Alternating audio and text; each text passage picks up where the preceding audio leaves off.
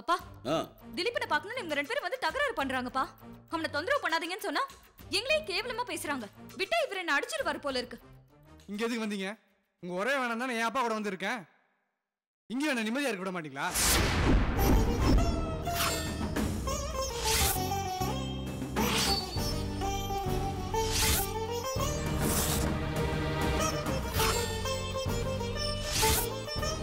என்னப்பா இப்படி எல்லாம் பேசுற? சிவனை சங்க மனசு ஒடிஞ்சு போய் உட்கார்ந்திருக்கா.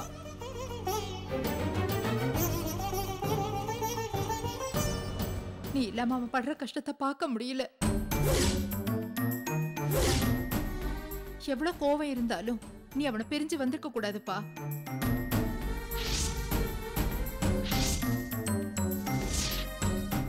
இத பாருமா, உங்களுக்கெல்லாம் மனசாட்சியே இல்லையா? உள்ள பெத்தவர்கிட்ட வந்து சேர்றது ஒரு தப்பா? ஏதோ பெரிய கொலை குத்தம் பண்ண மாதிரி ஆளாளுக்கு இதையே சொல்லிக்கிட்டு இருக்கீங்க. இது எங்களுக்கு திலீபனுக்குள்ள பிரச்சனை. தேவையில்லாம நீ இதுல தலையிடாத.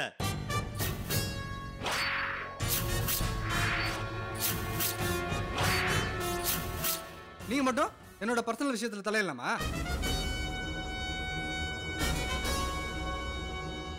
அவங்க என்னோட சித்தின்ற முறையில பேசுறாங்க.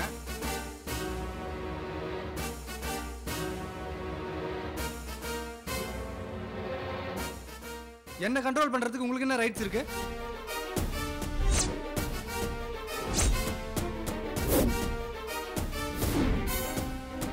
அது மட்டும் இல்லாம நான் எங்க இருக்கணும் எங்க வாழணும்னு சொல்றதுக்கு உங்களுக்கு என்ன உரிமை இருக்கு?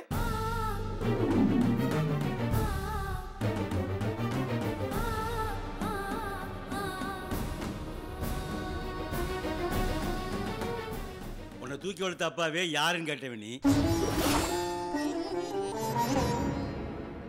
அதே கேள்வி எங்கிட்ட கேட்கறதுல ஆச்சரியப்படுறதுக்கு ஒன்றும் இல்லப்பா. நீ எங்க வேணாலும் இருந்துக்கோ, அது ஓ இஷ்டம். சுசி கல்யாண விஷயத்துல நீ என்ன முடிவு பண்ணிருக்கன்னு எங்களுக்கு தெரிஞ்சாகணும்.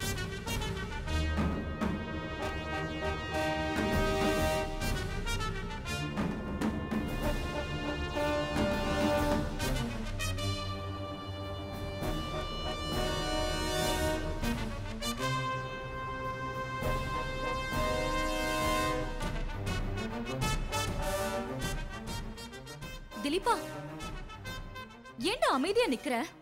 சுசியை உன் தலையில கட்டிட்டா அவளை பாக்குற மாதிரியே இங்க வந்து உன்னை டார்ச்சர் பண்ணிட்டே இருப்பாங்க. அவ மூலமா உன்னை பிரிச்சு வெளியே கூட்டிட்டு போயிட்டா சொத்தை அனுபவிக்கலான்னு இவங்க பிளான் பண்றாங்க. அதெல்லாம் புரிஞ்சு யோசிச்சு ஒரு முடிவை சொல்லு.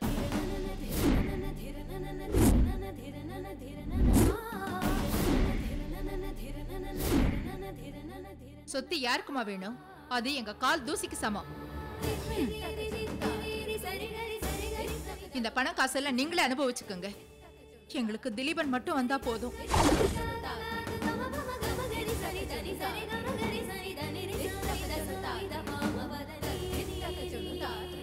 கேட்டியா திலீபா? உனக்கு கோடீஸ்வர வாழ்க்கை வேண்டாமா? நீ பிச்சைக்கார வாழ்க்கை வாழணும் தான் இவங்க ஆசைப்படுறாங்க. உனக்கு அதுலதான் விருப்பம்னா நீ இவங்க கூட போ. என்னம்மா இப்படி பேசுற? பின்ன என்னப்பா, நேத்தே இந்த விஷயத்துல நாம ஒரு முடிவுக்கு வந்தாச்சு. உங்களுக்கு இதுல இஷ்டம் இல்லைன்னு இவனுக்கு நல்லாவே தெரியும். அதுக்கப்புறம் ஏன் இவன் யோசனை பண்ணிட்டே இருக்கான்? சுசியை கல்யாணம் பண்ணிக்க முடியாதுன்னு பழிச்சுன்னு சொல்ல வேண்டியதானே? ராஜி, திலீபனை குழப்பி விடுறதே இவதாண்டி. இவளை 2 போடு பண்ண சரியா வேண்டி. ஏய் நில்லுங்க.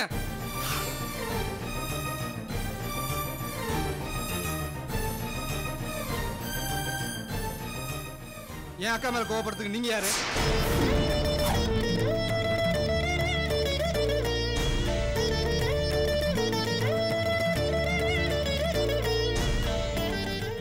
அவங்க சொன்ன முடிவுதான் ஏன் முடியும்.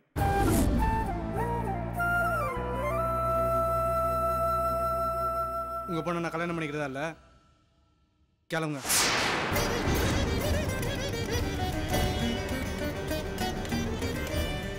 அப்படியெல்லாம் சொல்லாதப்பா. சுசிக்கு உனக்கும் ஊர்கூட்டி நிச்சயம் பண்ணியாச்சு. இப்ப போய் அவளை கல்யாணம் பண்ணிக்க மாட்டேன்னு சொல்றியே, இது நியாயமா? நிச்சயம் தானே முடிஞ்சிருக்கு. என்னமோ நானும் சுசியும் புருஷன் பொண்டாட்டி வாழ்ந்த மாதிரி பேசுறீங்க.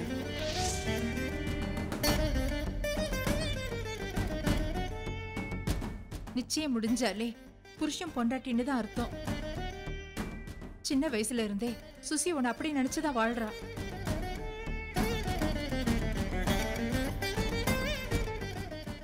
நீயும் அவகிட்ட பாசமா தானே நடந்துகிட்ட. இப்ப என்னமோ உங்களுக்குள்ள எதுவுமே இல்லைங்கிற மாதிரி பேசுற. அதான் நிஜம். நான் சுசியை ஒரு சொந்தக்கார பொண்ணு லெவலில் தான் நினச்சி பழகிட்டு இருந்தேன். நான் நிச்சயம் எவ்வளவோ வேணாம்னு சொல்லியும் நீங்கள் தானே எனக்கு கம்பல் பண்ணி சம்மதிக்க வச்சிங்க. எல்லாம் தப்பையும் நீங்கள் பண்ணிட்டு இப்போ என்ன வந்து கேள்வி கேட்குறீங்க? நாங்கள் அவசரப்பட்டது வேணா தப்பாக இருக்கலாம், ஆனால் சுசி நல்லா தப்பு பண்ணா.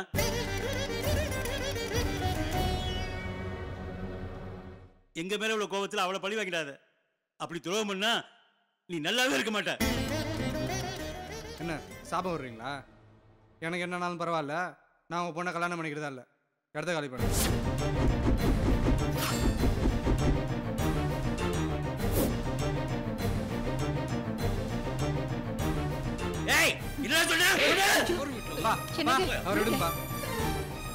இங்க பாருங்க, உங்க கூட இவ்வளவு நாள் பழகிட்டேன்ற காரணத்தினால தான் பொறுமையா பேசிட்டு இருக்கேன். நீங்களே உங்க மரியாதைக்கு எடுத்துக்காதீங்க. இடத்த காலி பண்ணுங்க. அப்படியெல்லாம் பேசாதப்பா.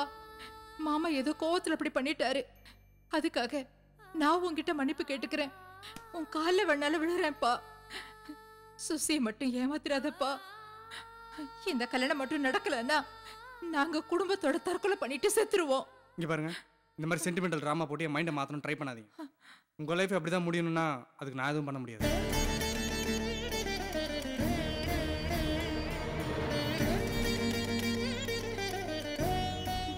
எங்களை பார்த்தாப்பா இப்படி எல்லாம் பேசுற. பழசெல்லாம் மறந்துடாத, கொஞ்சம் யோசிச்சு பாரு. ஏய், உன் குடும்பத்துல யாருக்குமே சூடு சொரணே கிடையாதா?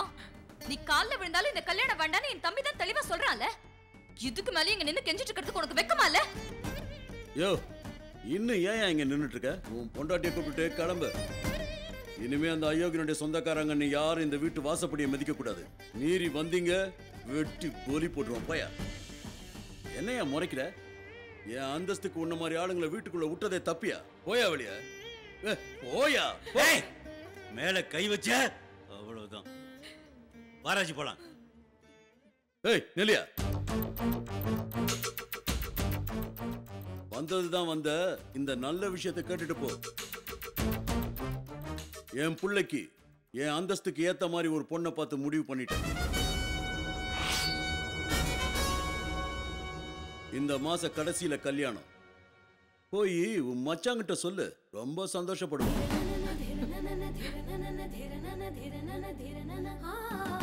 ஐயோ, அப்படியெல்லாம் பண்ணிடாதீங்க. என் பொண்ணு உயிரையே விட்டுருவாங்க. அநியாயமா அவ வாழ்க்கையை அழிச்சிடாதீங்க. அழாதடி, நம்மளை மீறி இவங்களால ஒண்ணும் பண்ண முடியாது. எவன் தடுத்தாலும் சரி, திலீப்பை தான் நம்ம பொண்ணு எடுத்த தாலி கட்ட போறான். இதை யாராலையும் மாத்த முடியாது. வா போலாம்.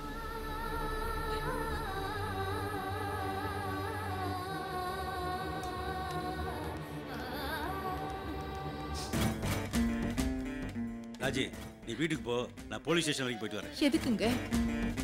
இவனுக்கு இப்படிலாம் பேசினா சரியா வர மாட்டானுங்க. போலீஸ் ஸ்டேஷன் போய் கம்ப்ளைண்ட் பண்ணதா சரியா வருவானுங்க. ஐயோ வேண்டாங்க, அவசரப்படாதீங்க. இது சரியா வரும்னு எனக்கு தோணல. எதுக்கும் சிவனேசன் கிட்ட ஒரு வார்த்தை கேட்டுடலாம். இந்த விஷயத்துல யாரையும் நம்ப நான் தயாரா இல்ல. இவனோட தூக்கி உள்ள வச்சாதான் சரியா வருவானுங்க. நீ தைரியமா வீட்டுக்கு போ, மத்த நான் பாத்துக்கிறேன். ஐயோ வேண்டாங்க, சொல்ற பேச்ச கேளுங்க. என்னங்க, உங்களதான் தம்பி கிட்ட ஒரு வார்த்தை கேட்கலாங்க.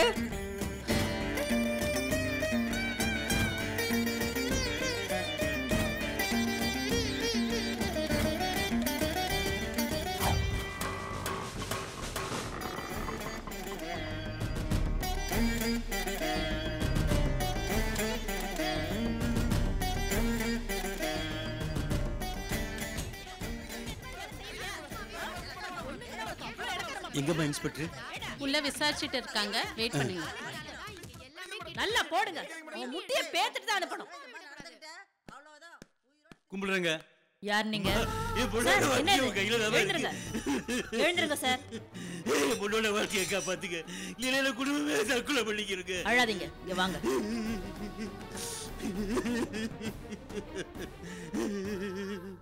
முதல்ல உங்களுக்கு என்ன பிரச்சனைன்னு சொல்லுங்க.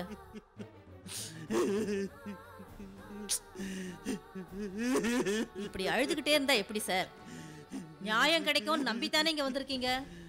தைரியமா என்ன நடந்துச்சுன்னு சொல்லுங்க. என் பேரு புண்ணிய கோடிமா. கரம்பதுல குடியிருக்கிறேன். என் பொண்ணு சுசியும் என் பச்சனோட வளர்ப்புல திலீபனும் ஒருத்தருக்கு ஒருத்தர் விரும்பினாங்க. போன மாசம் தான் அவங்களுக்கு நிச்சயம் பண்ணி வச்சோம். இப்ப பெத்தவங்களோட போய் சேர்ந்துக்கிட்டு என் பொண்ணை கல்யாணம் பண்ணிக்க மாட்டேன்னு சொல்றாமா. வேறொரு பொண்ணை கட்டி வைக்கிறதுக்கு ஏற்பாடு நடந்துகிட்டு இருக்குமா. நீங்க தான் தடுத்து என் குடும்பத்தையும் வாழ வைக்கணுமா? என்ன சார் சொல்றீங்க? வளர்த்த அப்பாங்கிறீங்க, பெத்தவரோட போய் சேர்ந்துட்டான்னு சொல்றீங்க. ஒரே குழப்பமா இருக்க. இன்னும் கொஞ்சம் விளக்கமா சொல்லுங்க.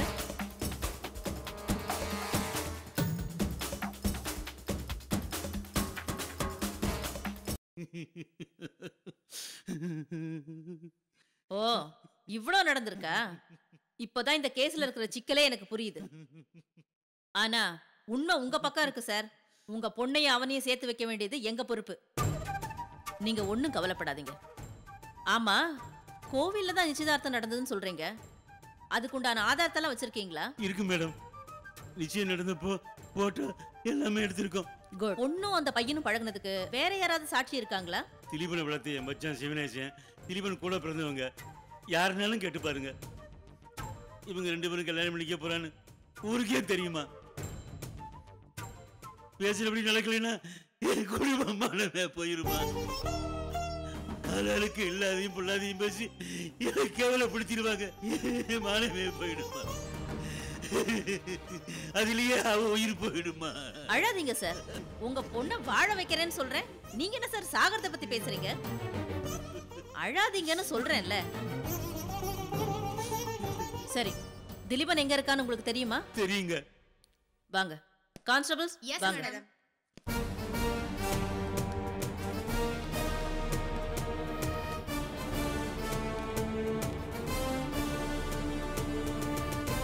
வண்டி எடுங்க.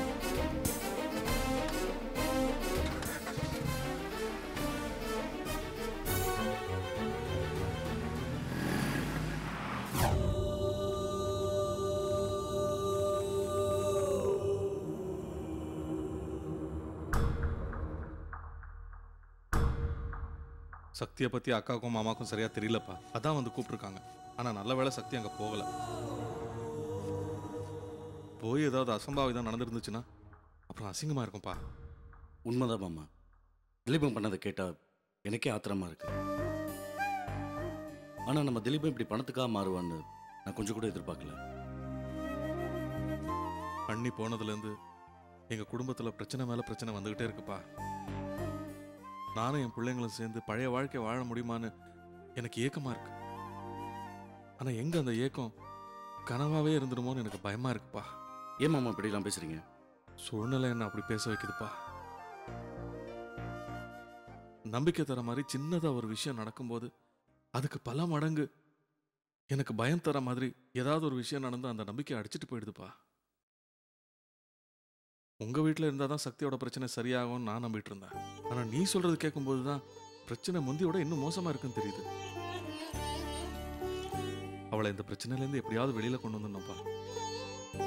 இன்னொரு பக்கம் தட்சிணாமூர்த்தியை பத்தி திலீபனுக்கு புரிய வைக்கணும். இந்த பிரச்சனை எல்லாம் பத்தாதுன்னு மாமா இப்போ புதுசா கல்யாண பிரச்சனை ஆரம்பிச்சிருக்காரு. அவரை சமாதானப்படுத்தணும். இதெல்லாம் எப்படி சமாளிக்க போறேன்னு எனக்கு தெரிய மாட்டேங்குதுப்பா.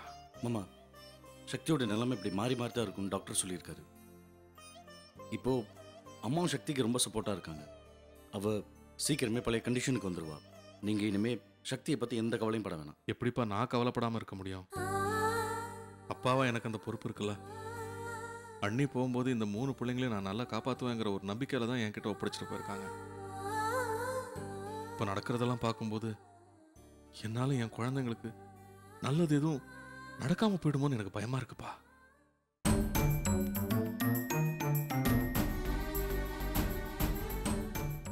என்னக்கா நீ மட்டும் வர? மாமா எங்க? போலீஸ் ஸ்டேஷனுக்கு போயிருக்காரு.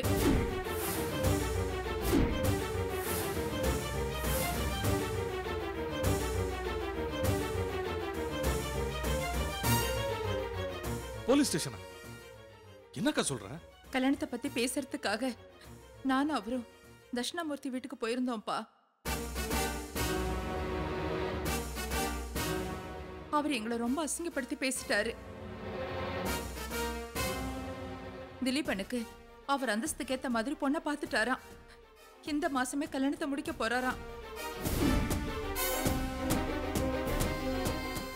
உங்களால ஆனதை பாத்துக்கங்கன்னு சொல்லிட்டாரு.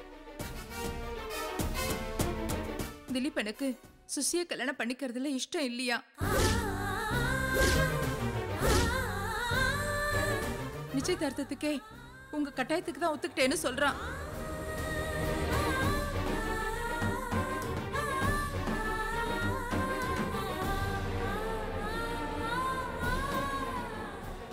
இப்படியெல்லாம் ஏதாவது நடக்கும் தெரிஞ்சுதான் நான் அமைதியா இருங்க, கொஞ்சம் சமாதானமா போலான்னு சொன்னேன். நீங்க கேட்கல. திலீபனை அமைதியா ஒரு 10 நாள் விட்டு இருந்தா அவனே புரிஞ்சுட்டு வந்திருப்பான். ஏன் முத தடவை அவன் இந்த தட்சிணாமூர்த்தி வீட்டுக்கு போகும்போது அவன் சொன்னதுக்கெல்லாம் தலையாட்டினான். அதுக்கப்புறம் அவரை பத்தி தெரிஞ்சுக்கிட்டு அவனா தானே வந்தான். இந்த தடவையும் அதுதானே நடந்திருக்கும். அவசரப்பட்டீங்களாக்கா? நீங்க அவர் வீட்டுக்கு போய் பேசினது கூட தப்பு இல்லை. ஆனா அவர் போலீஸ் ஸ்டேஷன் வரைக்கும் இந்த விஷயத்தை கொண்டு போகாம இருந்திருக்கலாம். நான் சொல்ல சொல்ல கேட்காம அவர் கிளம்பி போயிட்டாருப்பா. போலீஸ்னு போனா தட்சிணாமூர்த்தியோட கோவம் இன்னும் அதிகமாக தான் ஆகும். அவர் கோவத்துல எந்த எல்லைக்கு வேணா போவாரு. சமாதானமா பேசி முடிக்க வேண்டிய விஷயத்தை இப்படி நீங்களே சிக்கலாக்கிட்டீங்களாக்கா?